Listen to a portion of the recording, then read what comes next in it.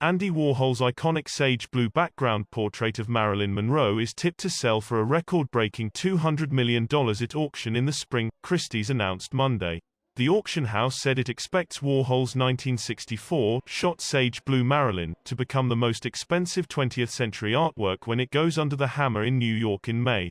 The silk screen work is part of a group of Warhol portraits of Monroe that became known as the Shot series after a visitor to his Manhattan studio, known as The Factory, apparently fired a gun at them.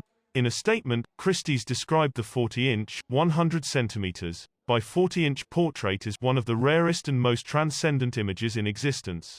Alex Rotter, head of 20th and 21st century art at Christie's, called the portrait the most significant 20th century painting to come to auction in a generation.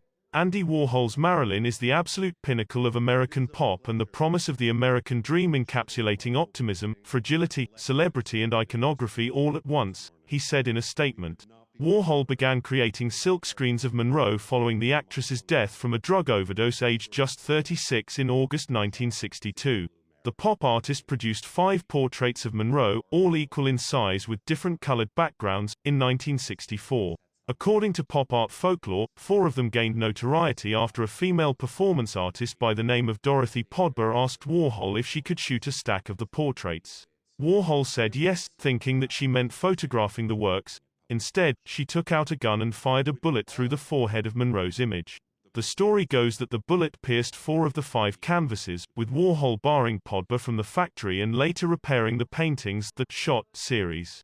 The Shot sage blue Marilyn portrait portrays her with a pink face, red lips, yellow hair and blue eyeshadow set against a sage blue backdrop.